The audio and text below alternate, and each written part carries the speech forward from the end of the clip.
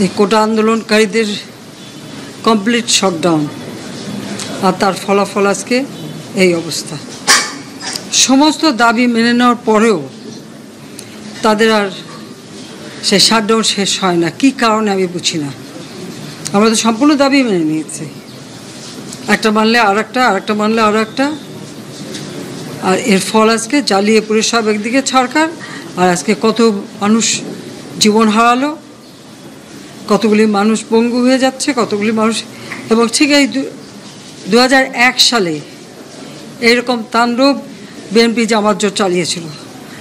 আওয়ামী লীগের প্রায় 21,000 নেতাকর্মী হত্যা করে, কত মানুষ গুলি খেয়ে তাদের ঘর বাড়ি হাত পা কেটে দেওয়া, চোখ তুলে দেওয়া, মেয়েদের রেপ করা, এই তাণ্ডব ছিল। আবার 2013 সালে অগ্নিসন্ত্রাস, 13, 14, 15 আগুন জ্বালানো, সব যে গাড়ির ভিতরে, বাসের ভিতরে মানুষ, সেখানেও আগুন জ্বালানো। 23 সালে সেখানেও সেই তাণ্ডব। আর প্রতিবারই পুলিশের উপরে আঘাত, পুলিশের হত্যা, মানুষ মেরে ঝুলিয়ে রাখা, পুলিশ মেরে ঝুলিয়ে রাখা, গাজীপুরে আমাদের কর্মী মেরে ঝুলিয়ে রাখা। এটা কি ধরনের রাজনীতি আমরা জানি না। যেখানে দাবি করেছে প্রত্যেক দাবি আমরা মেনে নিয়েছি। আর মামলা তো তাদের না, আমার করা প্রজ্ঞাপন হাইকোর্ট বাতিল করে দেয়, সরকারের পক্ষ থেকেই তো আমরা আপিল করি, এবং ওই হাইকোর্টের সে রায় সেটা স্থগিত করে দেওয়া হয়। তাহলে তো আবার কোটা থেকে যায়। তাহলে আন্দোলনটা কিসের জন্য ছিল? একেবারে শাটডাউন করে সবাইকে তারপরে মারা। যে সমস্ত ঘটনা ঘটেছে আর যেভাবে মানুষগুলি ক্ষতিগ্রস্ত হয়েছে, আর যারা মারা গেছে আমি তাদের আত্মার মাগফিরাত কামনা করি। আর যারা এখন আহত তাদের সকলের চিকিৎসা সুষ্ঠুভাবে হচ্ছে। আমি আমাদের ডাক্তার, নার্স বা কর্মচারী সকলকে আমি আন্তরিক ধন্যবাদ জানাচ্ছি যে তারা দিন রাত অক্লান্ত পরিশ্রম করেছেন, এবং আমাদের স্বাস্থ্য মন্ত্রণালয় থেকে মন্ত্রী, প্রতিমন্ত্রী সহ আমাদের সকলে বারবার এদের দেখে গেছে এবং যা যা লাগে করে দিচ্ছে। আজকে চিকিৎসার জন্য যা যা লাগবে আমরা করে দিচ্ছি। আর যারা পা হারিয়েছে বা হাত হারিয়েছে, আমরা কৃত্রিম পায়ের ব্যবস্থা করে দেব, যাতে তারা আবার সুস্থ মানুষের মতো চলতে পারে, নিজের কাজ করতে পারে। এবং এর মধ্যে একজন আবার প্রতিবন্ধীও, কাজে তার মা যাতে ভালোভাবে চলতে পারে। প্রতিবন্ধী অবশ্য আমরা ভাতাও দিচ্ছি, কিন্তু তাকে আরও ব্যবস্থা করে দেব, আমাদের যতটুকু সাধ্য করে দেব।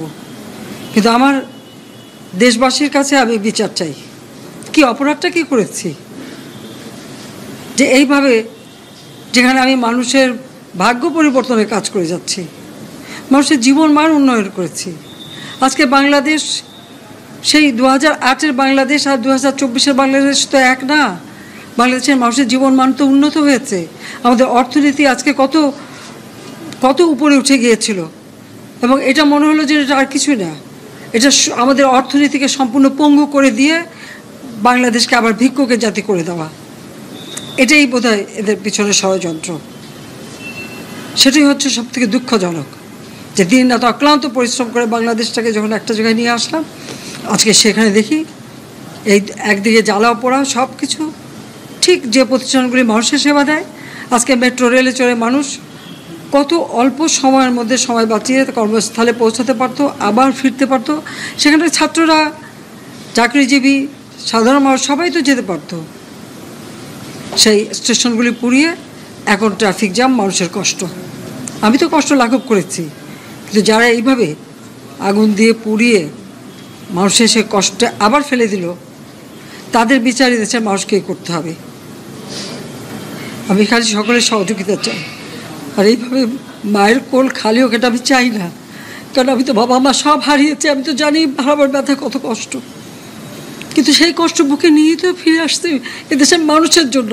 এখানে আমার তো কোনো চাওয়া পাওয়া নেই।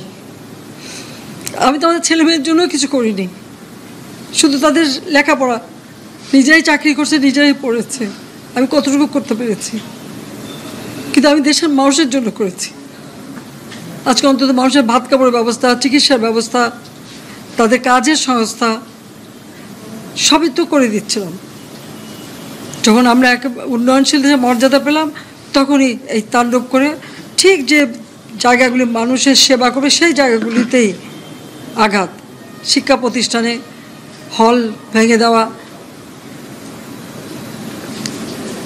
সবচেয়ে দুর্ভাগ্য যে ভিসির বাড়িতে আগুন দেওয়া। এর আগেও একবার ঢাকা ইউনিভার্সিটিতে ভিসির বাড়িতে আগুন দিয়েছিল, আপনাদের মনে আছে। রংপুরে সেখানে আগুন দিয়েছে, ময়মনসিংহ কৃষি বিশ্ববিদ্যালয় থেকে শুরু করে বিভিন্ন জায়গায় এই তাণ্ডব চালিয়েছে। রাজশাহীতে এই তাণ্ডব চালিয়েছে। বিশ্ববিদ্যালয়গুলিতে সেশন জট ছিল, আমি সরকার আসার পর থেকে কোনো সেশন জট নাই। লেখাপড়ার মান উন্নত করা, যাতে এখান থেকে পড়ে আবার বিদেশেও পড়তে হবে, সেই ব্যবস্থাও করে দিয়েছি। কিন্তু তারপরেও কোটা সংস্কার আন্দোলন, কোটা তো আমি বাতিলই করে দিয়েছি। আমি আহ্বান করেছিলাম যে একটু ধৈর্য ধরো, হাইকোর্টে শুনানি হবে, হাইকোর্ট যে রায় দেয় না। তারপরেও এই আন্দোলন হবে। আজকে এই যে এতগুলি মানুষের জীবনের ক্ষতি হলো, এতগুলি পরিবার ক্ষতি হলো, এর দায় দায়িত্ব কাদের? আমি দেশবাসীর কাছে সেই আহ্বান জানাবো যে এই ধরনের ধ্বংসযজ্ঞের জন্য এই দেশকে নিয়ে আর কেউ চালাতে না পারে। আমি সকলে সাহায্য চাই। আর আমি চাই না এভাবে মায়ের কোল খালি হোক আর এভাবে মানুষ অসহায় হয়ে পড়ুক। এই হাসপাতালটাই তো আজকে আপনারা দেখেন কত সুন্দরভাবে করে দিয়েছি। কিছু নেই হাসপাতালে, একটা লিফটও ছিল না আমি যখন সরকারে আসি। আর সেই এই হাসপাতালও আমার আব্বা স্বাধীনতার পর জাতির পিতা বঙ্গবন্ধু শেখ মুজিবই করে দিয়েছিলেন। আমি সেটা উন্নতি করেছি বলেই তো আজকে চিকিৎসা দিতে পারছি, নইলে এত রোগীর চিকিৎসা দেওয়া কোনোদিন সম্ভব হতো না। তা আমার কি এটাই অপরাধ যে আমি মানুষের জীবন মান উন্নত করার জন্য কাজ করেছি আর সেই জায়গাগুলিকে হামলা করতে হবে? কোভিড-19-এর সময় যেখানে আমরা সব থেকে ভালোভাবে মানুষের চিকিৎসা দিতে পেরেছি, সেই কোভিড হাসপাতাল সেখানেও আগুন দিয়েছে। এটা কি ধরনের খেলা? আমরা নিজেরা এই সমস্ত জিনিস নিয়ে অনেক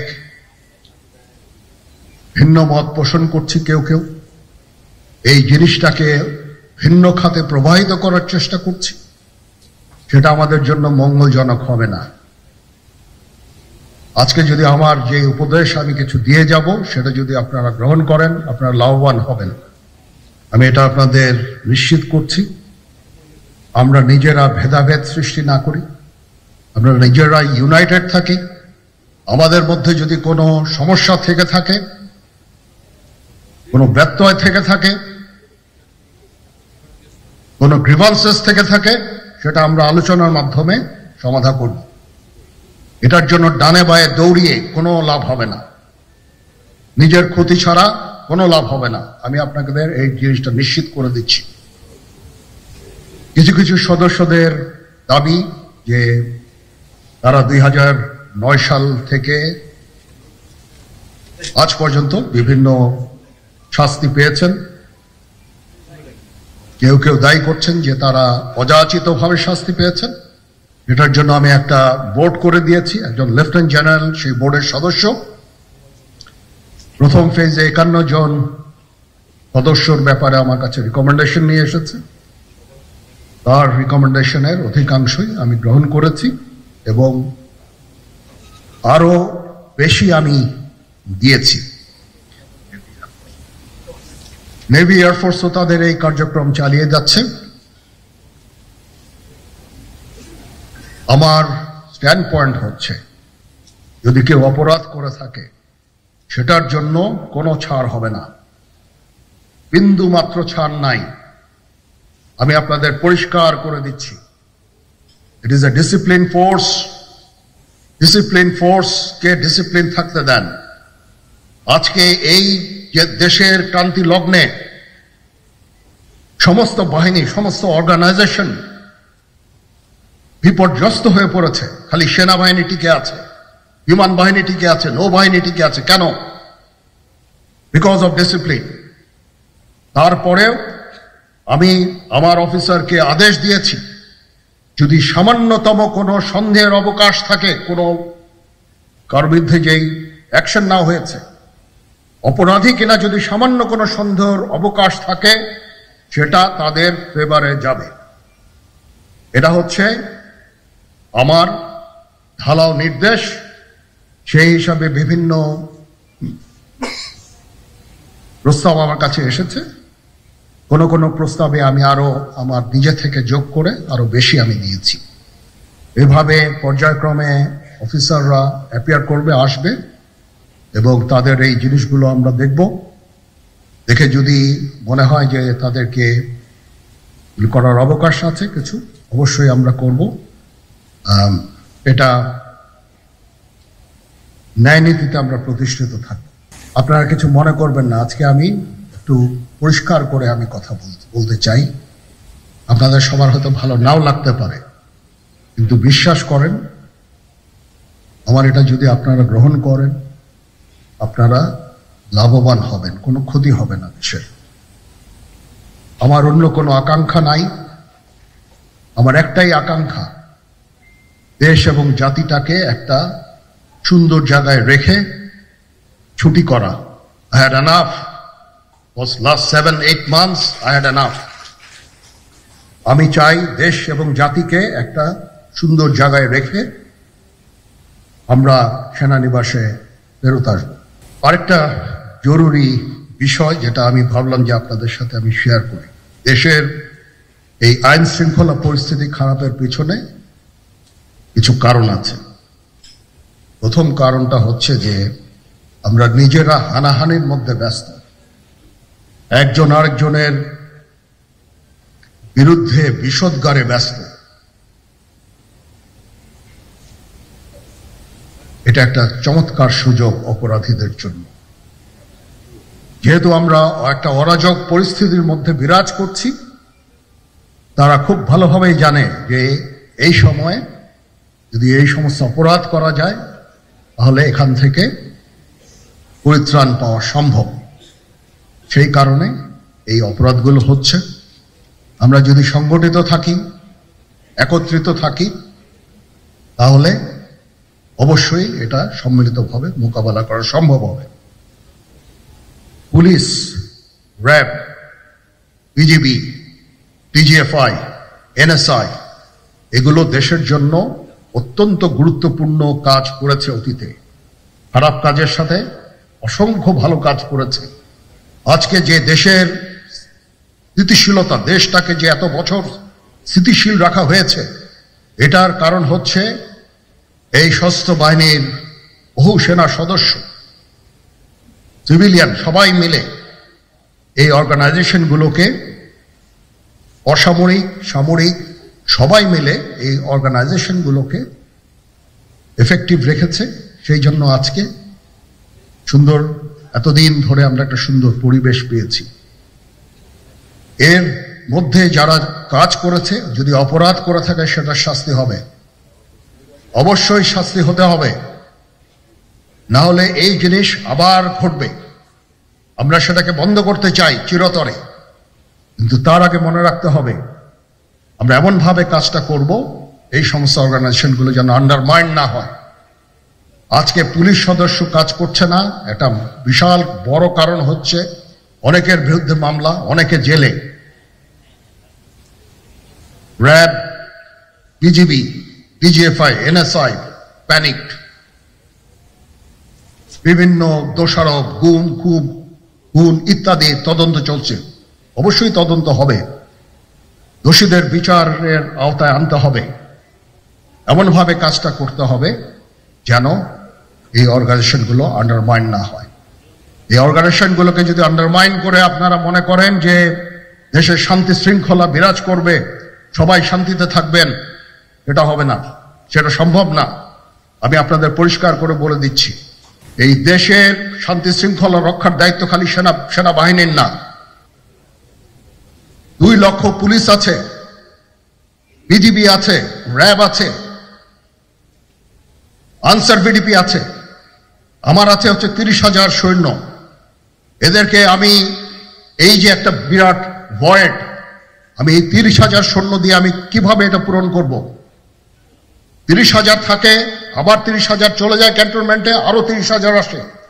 এটা দিয়ে আমরা দিন রাত আমরা চেষ্টা করে যাচ্ছি। এখানে যে সমস্ত উচ্ছৃঙ্খল কাজ হয়েছে সেটা আমাদের নিজস্ব তৈরি, এটা আমাদের নিজস্ব ম্যানুফ্যাকচার, আমরা নিজস্ব এইগুলো তৈরি করেছি। এই বিপরীতমুখী কাজ করলে এসে কখনো শান্তি শৃঙ্খলা আসবে না, এই জিনিসটা আপনাদের মনে রাখতে হবে।